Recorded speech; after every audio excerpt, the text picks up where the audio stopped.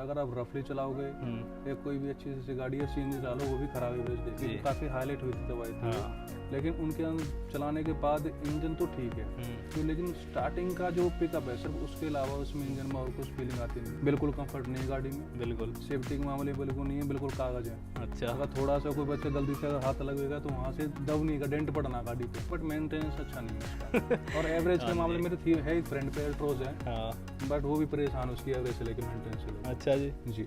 सो जी स्वागत है आपका एक और शानदार सी वीडियो में। जैसा कि मैंने आपको बताया था पिछली वाली ओनरशिप वीडियो में कि भाई अब कोशिश करेंगे कि आपके लिए हफ्ते में 1 या 2 ओनरशिप एक्सपीरियंस लेके आते रहें, क्योंकि चैनल हमारा गाड़ियों के मतलब रिलेटेड ही है। सब कुछ यहाँ पे ऑटोमोबाइल सेक्टर से रिलेटेड होता है, मेनली जो है 4 व्हीलर से रिलेटेड होता है। तो यहाँ पे जस्ट गाड़ियों के रिव्यू करना ही मतलब एक लिमिट नहीं रह जाती है, लिमिट आगे बढ़ती है जब हम ओनर से भी मिलते हैं और उनसे जानने की कोशिश करते हैं जिन गाड़ियों का हम रिव्यू दे रहे हैं वो एक्चुअल में उन गाड़ियों के साथ फील क्या कर रहे हैं। तो यही है एक हमारा इस सीरीज़ को स्टार्ट करने का मोटिव कि जो गाड़ियां हम आपको दिखाते हैं कि मार्केट में नई आई है, हकीकत में ओनर के पास जाने के बाद वो गाड़ी कैसा फील कराती है, कैसा उसका एक्सपीरियंस रहता है ओवरऑल। तो ऐसी ही एक और गाड़ी हमारे साथ फ्रेम में आज ये है आपके सामने 2023 face lifted Hyundai i20 Magna. और ये मतलब अब बेस मॉडल नहीं रहा है, पहले बेस मॉडल हुआ करता था बट अब इससे नीचे अपना एक i20 का दूसरा वेरिएंट भी आता है जो एरा के नाम से आएगा। तो ये मैग्ना वेरिएंट है, अभी 4 दिन पहले ही इसकी डिलीवरी ली गई है। तो 4 दिन में सबसे पहली चीज़ तो इसकी तरफ जाने का प्रोग्राम ही क्यों बना, क्योंकि ये फेस लिफ्ट है। अभी मार्केट में 2-4 गाड़ियाँ ऐसी हैं जो आ चुकी हैं और नई आने भी वाली हैं। इससे पहले कौन सी गाड़ी ड्राइव कर रहे थे, ये कभी एक्सपीरियंस करी थी या नहीं करी थी, ओवरऑल गाड़ी को देख के गाड़ी को लेने के बाद इसका फील कैसा है और अभी किस तरीके से सारी चीज़ें जा रही हैं और ये पड़ी कितने की है सबसे मेन चीज़। तो उन सब की बातचीत करेंगे। आपको मिलवाते हैं हमारे भाई सोनू भाई से जिनकी ये गाड़ी है। थैंक यू सो मच भाई टाइम देने के लिए आपका। और अभी भाई से ही जानने की कोशिश करते हैं कि उन्होंने ये गाड़ी क्यों ली, कितने की उनको पड़ी और अभी क्या फेस कर रहे हैं इसके साथ। तो सबसे पहली चीज़ भाई आपको बहुत बहुत कॉन्ग्रेचुलेशंस आपकी नई गाड़ी के लिए जो आपने i20 का ये फेस लिफ्ट लिया मैग्ना वेरिएंट। तो आप सबसे पहले भाई एक ये चीज़ बता दो कि ये आपको पड़ी कितने की है।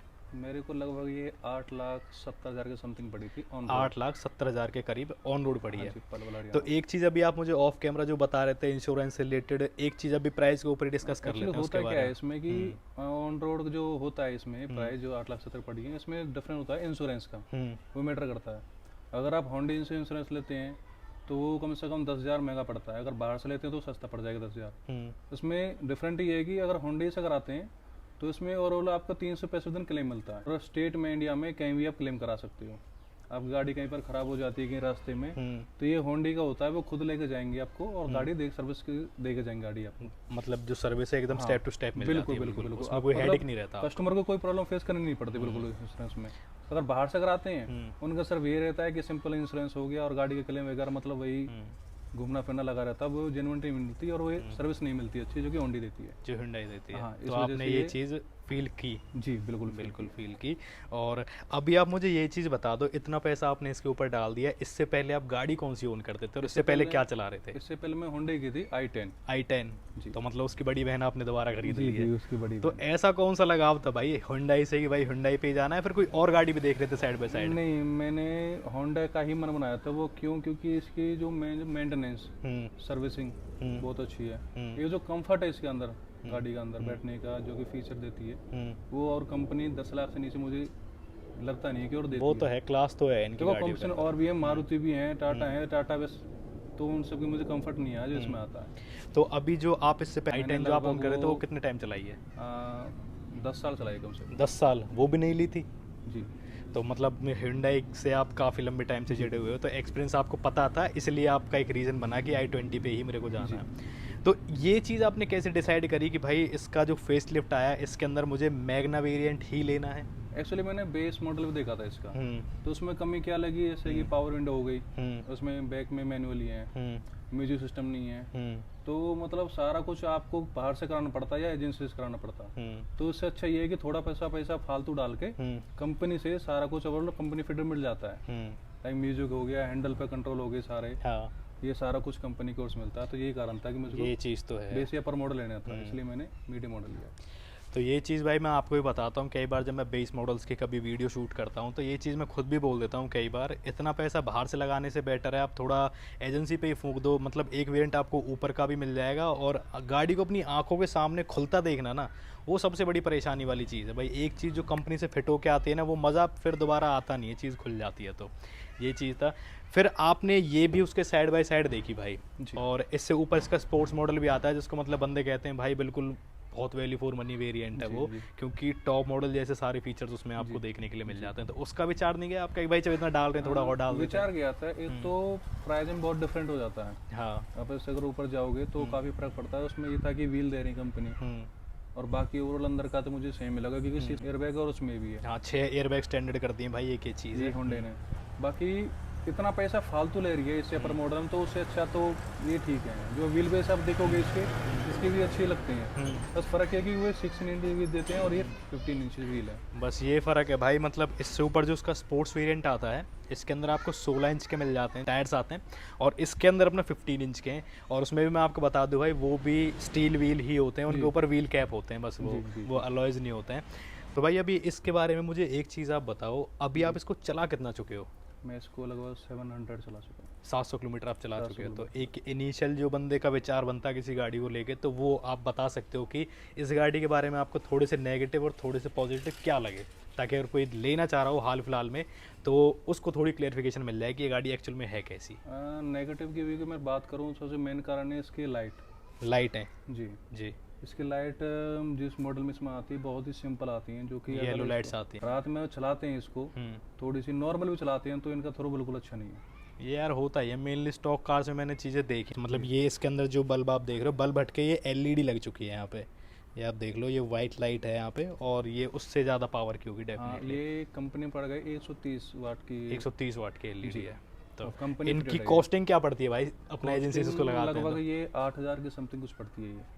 ये देख लो भाई, 8000 रुपए के 2 एलईडी हैं यहाँ पे, और जितना भी काम आपने कराया सब एजेंसी से कराया भाई। नहीं, अगर आप एलईडी लगवानी है आफ्टर मार्केट लग जाती है, सस्ती पड़ जाएंगी, 2-2000 3 से मिल जाती है, लेकिन एक फीलिंग होती है कि हमें सारा काम एजेंसी से कराना है। जब आंखों के सामने आप खुलती देखते हो ना भाई, वो चीज़ बड़ा दुख करती है। मतलब बंदे काम करते नहीं है बाहर, सबसे पहली चीज़ तो ये तरीके से काम नहीं करते। आपकी नज़र हटी, अगर वो कोई पैनल फिट नहीं हो रहा है ना आपकी नज़रों के सामने, आपकी नज़र हटते वो पैनल आपको फिट मिलेगा। कोई मतलब नहीं वो कैसे लगाया उसने, आपको फिट मिलेगा।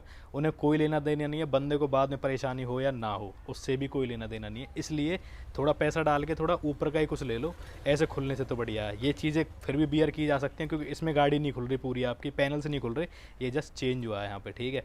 आगे बढ़ते हैं भाई, और आपने इसके अंदर क्या क्या चीज़ें कराई हैं भाई? और हाँ, नेगेटिव पे थे हम, नेगेटिव पे एक लाइट आपको लगी नेगेटिव, और दूसरा इसका व्हील 15 इंच आते हैं, अगर 16 इंच आते हैं और अच्छा होता है। इनके थोड़ा बड़ा लगता है साइज, थोड़ा बड़ा, तो ये तो आप लगता अपग्रेड करा सकते हो भाई, कोई दिक्कत वाली बात तो नहीं करा सकते हैं, बट कॉस्ट भी तो बढ़ जाती है ना, ये चीज़ है। अगर हम बाहर से कराते हैं बाहर से तो सस्ता पड़ जाएगा, लेकिन वो वाली मैं चाहता नहीं कि मेरी गाड़ी में कोई काम बाहर से हो। मैं और छोटा काम हो या बड़ा काम हो, सारा काम एजेंसी से कराना चाहता हूं। मतलब आप लगाव रखते हो भाई गाड़ियों से, तो भाई जितना भी काम हुआ है छोटे से लेकर बड़े सारा कुछ एजेंसी से। बिल्कुल भाई, ऐसा होना भी चाहिए। ये मानोगे कि प्राइस लगभग आपको दुगने से फालतू पड़ता है एजेंसी पे। ये तो है भाई, लेकिन इन फ्यूचर के लिए सिक्योरिटी हो जाती है, गाड़ी में कोई भी प्रॉब्लम हो तो एजेंसी फेस करेगी। हाँ, आप जाकर उनको पकड़ सकते हो कि भाई तुम्हारे यहाँ से मैंने काम कराया तो इसमें ये प्रॉब्लम आई है, तुम सॉल्व करके दो मुझे। अब कोई भी प्रॉब्लम होगी, या वायरिंग हो या इंजन प्रॉब्लम, सारा कुछ कंपनी ही के अंडर में होता है कि भाई उन्होंने ये एक्सेसरी लगाई है, वो इसको हैंडल करेंगी। बिल्कुल। सो भाई एक चीज़ ये बताओ इन टायर्स के बारे में, इसकी परफॉर्मेंस कैसी है? जो ब्रिजस्टोन के आपके टायर्स लगे हुए हैं, इनकी परफॉर्मेंस कैसी आपको लगी? 700 किलोमीटर मेरे हिसाब से इनफ है थोड़ा बहुत गाड़ी के बारे में जानने के लिए। जी नहीं, परफॉर्मेंस तो बहुत अच्छी है, लेकिन अगर लुक वाइज बार के तो अंदर फीलिंग आती है, थोड़े बड़े होते हैं, अच्छे लगते हैं। परफॉर्मेंस बहुत अच्छी है, ग्रिप बहुत तो मैं तो भाई आपसे बोलूँगा जो स्पोर्ट्स के अंदर आते हैं ना, वो वाले आप करा लो, बेशक से कोई दिक्कत वाली बात नहीं है, क्योंकि वो भी स्टील व्हील ही होते हैं, बट अच्छे लगते हैं वो। ये चीज़ है भाई। और आपने क्या क्या चीज़ें कराई हैं भाई? नेगेटिव भी बता रहे थे आप, साथ साथ वो भी बताते रहना, और चेंज क्या क्या कराया? नेगेटिव तो मुझे बस ये दो ही लगे इसका, ये 2 चीज़ें लगी। बाकी आपका ये था कि भाई मुझे गाड़ी पसंद थी इसलिए मुझे जाना था। तो भाई हम ज़्यादा बाल की खाल भी नहीं उतारने वाले कि भाई बताओ नेगेटिव बताओ, ठीक है भाई, बंदे को पसंद थी गाड़ी तो बंदे ने ली, सीधी सी बात यहाँ पे। अब आप बताओ भाई आपने काम क्या क्या करा दिया? एक तो ये सामने से ये हो गए, इसके बल्ब आपने चेंज करा दिया, हाँ जी, और सेकंड मैंने हैंडल के क्रोम चेंज कराए हैं। ये बॉडी कलर आते हैं वैसे, आपको बता दूं मैं, ये क्रोम करा दिए भाई ने, और सेकंड ये चीज़ें लगाई हैं। मतलब ये कुछ भी ऐसा नहीं है जिसमें मतलब आपकी कोई वायर कट हो रही हो या फिर गाड़ी का कोई पैनल खुल रहा हो, ऐसा कुछ भी नहीं है यहाँ पे, ठीक है। ये जस्ट ऐसे चिपकने वाली चीज़ें हैं। और भाई और बैक कैमरा से चेंज कराया मैंने। हाँ, और एक ये है भाई, ये भी वहीं से लगवाया, कंपनी फिटेड। तो ये बैक कैमरा भी आप देख लो भाई, ये रहा यहाँ पे। और इसकी फिटिंग देखो, जैसी आती है ना ये वैसी की वैसी है, कोई बम्पर नहीं कटा आपका, कहीं पे एक्स्ट्रा होल नहीं हुआ आपका, और प्रॉपर तरीके से यहाँ पे फिटिंग इसकी हो चुकी है। और क्या चीज़ें चेंज कराई हैं भाई? और सेकंड अब अंदर से बात करते हैं जी। अंदर से ये होंडे का लोगो ये आप देख लो, स्क्रब प्लेट्स यहाँ पे लगी हुई हैं i20 की जी। और हैंडल कवर हो गया, स्टीयरिंग ये कवर स्टीयरिंग रैप देख लो आप, एंड हैंडल भी चेंज कराया मैंने इसका। गियर नॉब चेंज कराया। मैं दिखा देता हूँ आपको कैसा आता है, एक सेकंड मैं निकाल के दिखाता हूँ भाई। ये देखो, ये कुछ इस तरीके का गियर नॉब आता है, तो ये भी कोई ज़्यादा बड़ी चीज़ नहीं है, आप करवाना चाहो तो करा सकते हो, थोड़ा अच्छा लगता है बस वो केबिन के अंदर। सीट कवर्स भी कराए गए हैं इसके अंदर, और नीचे मैट और फ्लोरिंग हुई है, कंपनी फिटेड। ये चीज़ें हुई है ना भाई। जी, जी। बाकी ये जितनी भी चीज़ें आप देख रहे हो ना भाई, स्टीयरिंग माउंटेड कंट्रोल्स, 6 एयरबैग गाड़ी के अंदर आते हैं, इंफोटेनमेंट सिस्टम, ये सामने डिजिटल है, सीट बेल्ट रिमाइंडर्स आते हैं इसके अंदर, ये सब कुछ आपको कंपनी के साथ ही मिलता है। मतलब ऐसा कुछ नहीं है कि आपको बाहर से कराना पड़ेगा, ये सब कुछ इसके साथ आता है शोरूम एंड से ही। तो ये है। अब भाई इसके फटाफट से आप हमें पॉजिटिव बता दो गाड़ी के, कि जो आपने फील किया इसके बारे में, कि भाई ये चीज़ें मुझे इस गाड़ी के बारे में बहुत अच्छी लगी। जो कि मैं एक बात बताना चाहूँगा, जैसे कि हर किसी आम बंदे की होती है एवरेज जी। इस गाड़ी की एवरेज इतनी अच्छी है कि मैं एक्सप्लेन नहीं कर सकता। अच्छा आपके जी। चलाने के ऊपर डिपेंड करता है। अगर आप रफली चलाओगे या कोई भी अच्छी सी गाड़ी है सीएनजी चला लो, वो भी खराब एवरेज देगी, खराब एवरेज देगी। बट आप नॉर्मल चला रहे हो, रोड पे ऑन रोड चला रहे हो, अगर आप 70-80 की स्पीड पे चला रहे हो, 90 भी चला रहे हो, कोई इशू नहीं है, तो 17-18 बहुत अच्छी एवरेज देगी पेट्रोल में, ये दे देती है इतना भी। और जिस तरीके से भाई ने बताया कि मैं अपनी गाड़ी को प्यार से रखता हूँ, तो भाई जो बंदा अपनी इन चीज़ों से प्यार करता हो ना, आउटर बॉडी से, वो बहुत पैपी ड्राइविंग करता है। मतलब ऐसा नहीं है कि उसको हार्श ड्राइविंग पसंद है। मैंने बहुत बंदे देखे हैं ऐसे जो अपनी गाड़ी को मेंटेन करे रखते हैं, वो चलाते भी बहुत प्यार से हैं भाई गाड़ी को। तो एक ये चीज़ है। बाकी एक एवरेज होगी भाई, और कुछ पॉजिटिव गाड़ी के बारे में अगर कोई विचार बना रहा हो उसको लेने का, कि ये इसके हाईलाइट्स हैं, ये देखो और जाओ उसकी तरफ। सेकंड एक एवरेज होगी, मेंटेनेंस कॉस्ट इसकी। मेंटेनेंस कॉस्ट मेरे पास पहले भी थी होंडा गाड़ी, मेरे फ्रेंड पे भी i20 है और मैंने भी ली है, कोई इशू नहीं है।